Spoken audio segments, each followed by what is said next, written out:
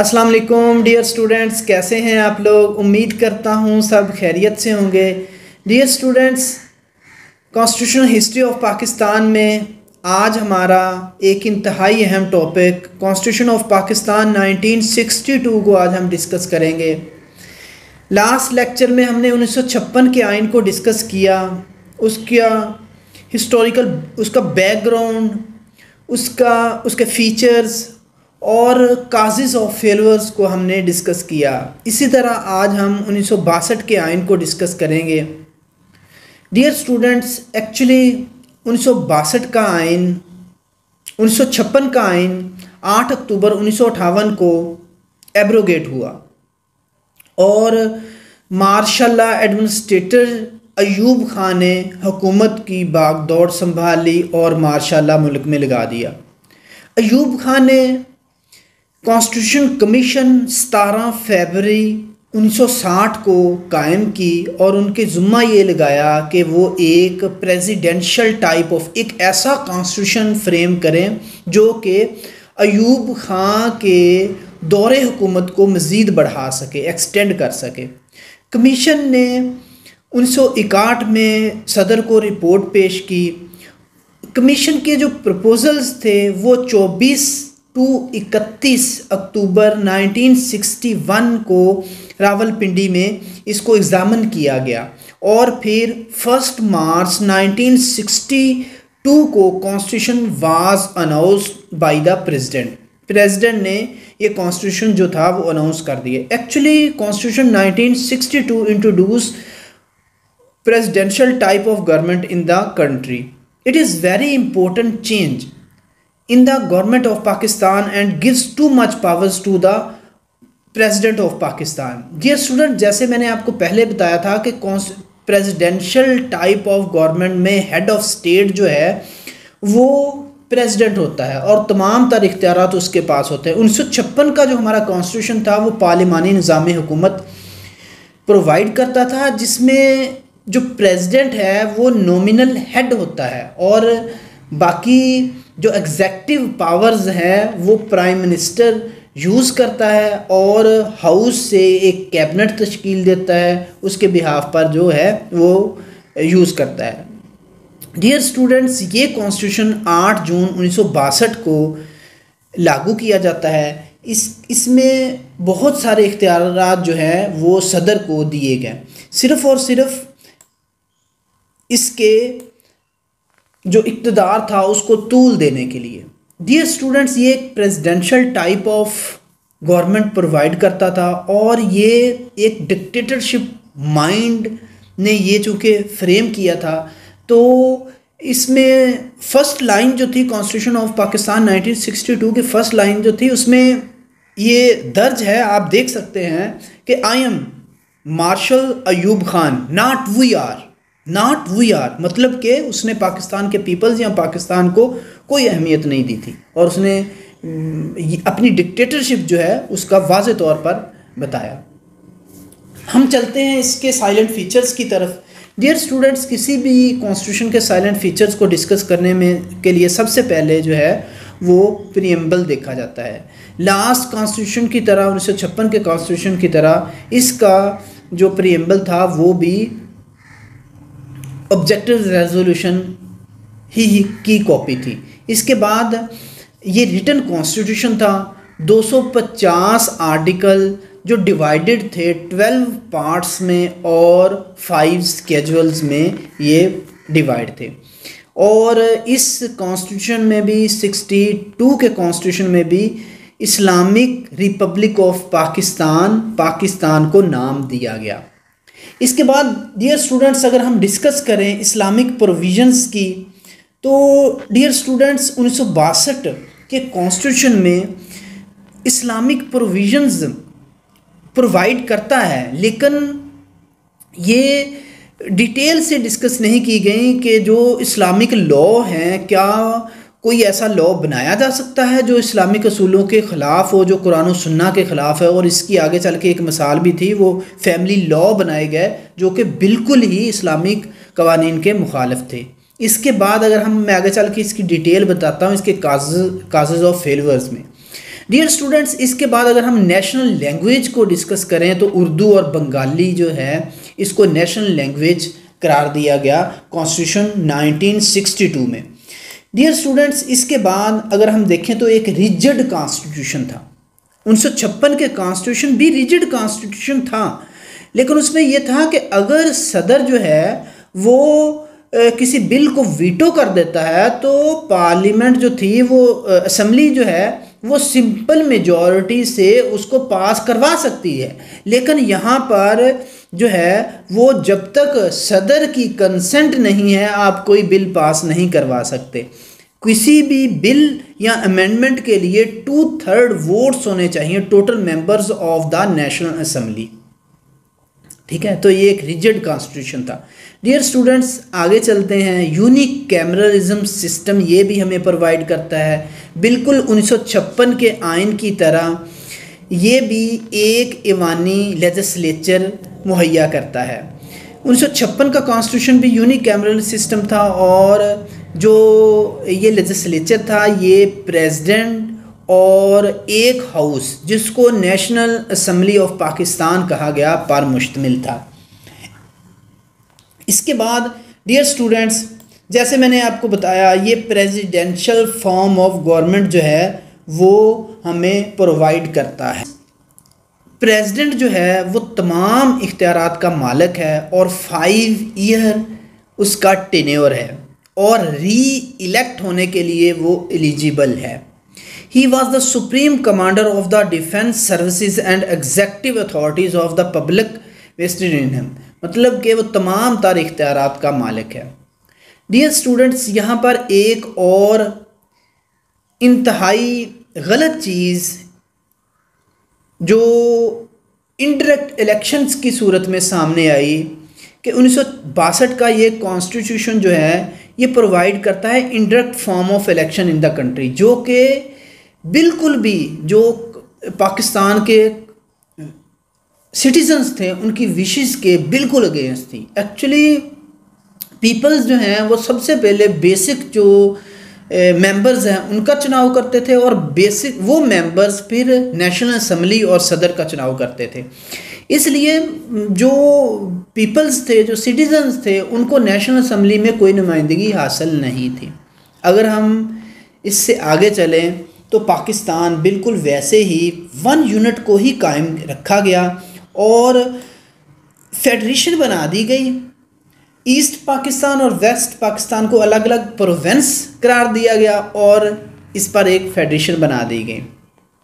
Dear students, next very important एक चीज़ introduce करवाई गई 1962 के कॉन्स्टिट्यूशन में, वो एक नया सेटअप था, वो था रेफरेंडम का।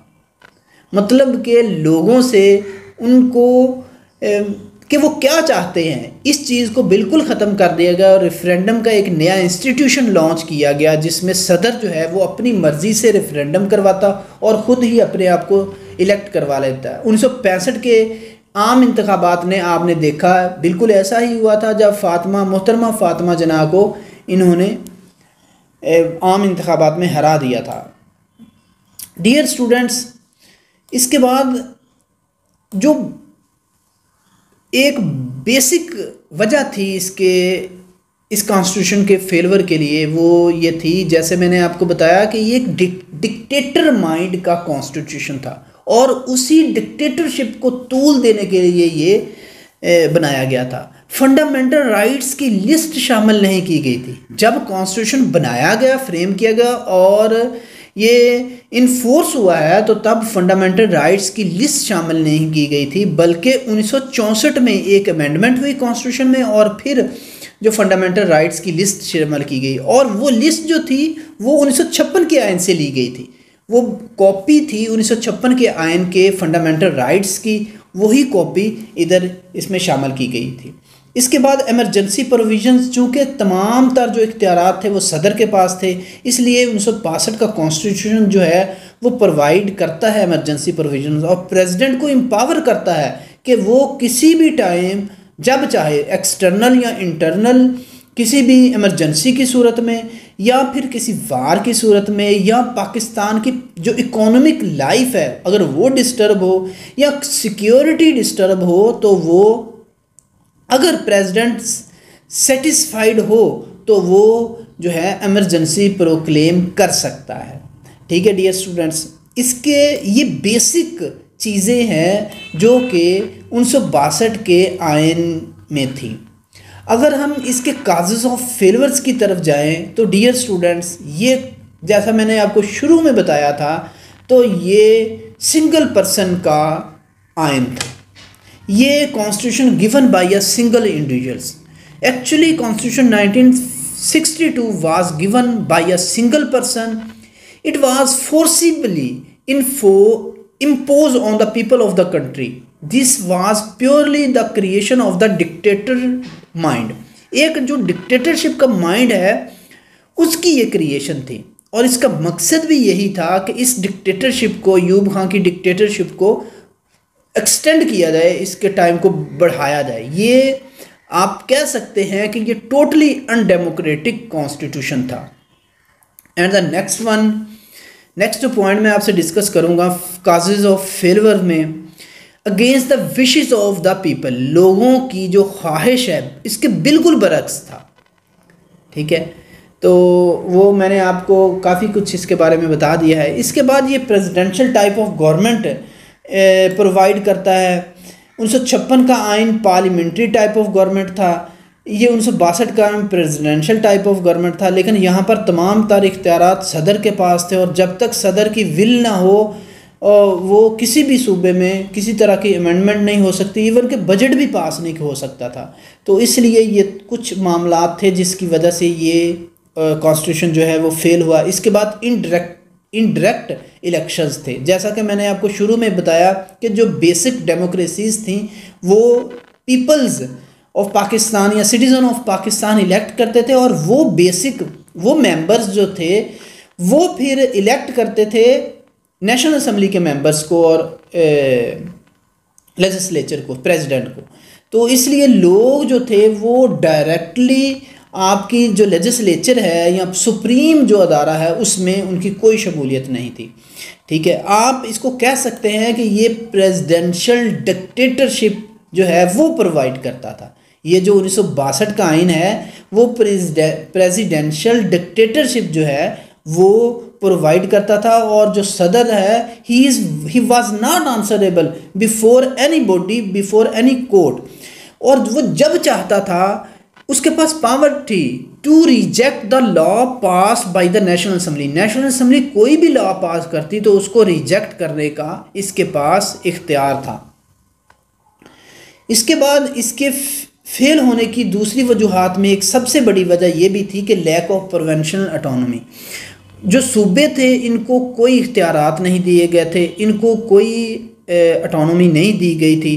तमाम सूबों की जो गवर्नमेंट्स थी उनमें भी प्रेसिडेंट जो था वो उसकी मर्ज़ी से ही लोग आते थे और वो जब चाहता था उसमें इंटरफेयर करता था। और नेक्स्ट जो चीज़ है वो चेक एंड बैलेंस नहीं था, क्योंकि तमाम तर इख्तियारात प्रेसिडेंट के पास थे इसलिए कोई ख़ास चेक एंड बैलेंस नहीं था। फंडामेंटल राइट्स की लिस्ट जो थी वो शामिल नहीं की गई थी, एक इसकी ये भी वजह है। डियर स्टूडेंट्स, इसके बाद पॉलिटिकल पार्टीज़ जो हैं उनका रोल भी कोई सेटिस्फाइड नहीं था। एक्चुअली 1962 का कॉन्स्टिट्यूशन जो था उसमें जो रूलिंग पार्टी थी वो अपने पावर्स मिसयूज़ करती थी और जिसकी वजह से जो मुल्की इकोनॉमी है उसको बहुत नुकसान पहुंचाया गया। और इसी वजह से जो हमारे मशरक़ी पाकिस्तान के भाई हैं उनको एक एहसास महरूमी महसूस हुआ, जिसकी वजह से उन्होंने ये सोचा कि एक अलग वतन होना चाहिए। तो मेरे ख़्याल में ये जो एक लंबा अरसा अयूब खान साहब ने हुकूमत की, इसमें ना सिर्फ मशरक़ी पाकिस्तान बल्कि मगरबी पाकिस्तान के लोग भी टोटली इग्नोर होते रहे हैं। जो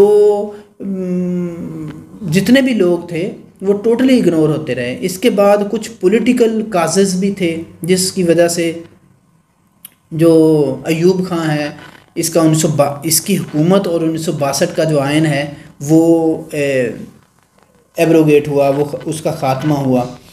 तो डियर स्टूडेंट्स, ये कुछ 1965 की वार भी जो है वो भी इसकी एक वजह हो सकती है, क्योंकि 1965 की वार में पाकिस्तान ने बहुत सारा इलाका इंडिया से छीन लिया था और अभी छीना जा सकता था। लेकिन ये जंग जो थी ये सिर्फ फ़ौज ने नहीं लड़ी थी, इसमें लोग शाना बेशाना शामिल थे। और आपने देखा होगा कि लाहौर के महाज पर लोग डंडे सोटे लेकर मेन महाज पर पहुंच गए थे।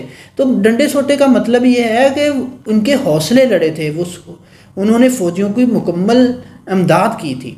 तो अब लोग ये चाहते थे कि जो इलाके फ़तह किए जा चुके हैं वो इंडिया को वापस ना किए जाएं, लेकिन अयूब खान ने इंटरनेशनल प्रेशर में आकर और मुआहदा ताशकंद जो रशिया में हुआ था उसमें आकर जो है वो इलाके वापस कर दिए और फ़ौज जो थी वो अपने जो पहले वाली जगह थी, जंग से पहले वाली जगह थी, वहाँ पर वापस आ गई। तो डियर स्टूडेंट, ये कुछ काजेज़ थे 1962 के आयन के फेल होने के। इसके मतलब अगर कोई क्वेश्चन हो आपके माइंड में तो आप डिस्क्रिप्शन बॉक्स में मुझसे कमेंट बॉक्स में आप मुझसे डिस्कस कर सकते हैं। मैं कोशिश करता हूँ आपके तमाम क्वेश्चंस का आंसर करने का। डियर स्टूडेंट्स, अपना बहुत सारा ख्याल रखिएगा, दुआओं में याद रखिएगा, आसानियाँ बांटिएगा। अल्लाह पाक आपको बहुत खुश रखे। अल्लाह हाफिज़।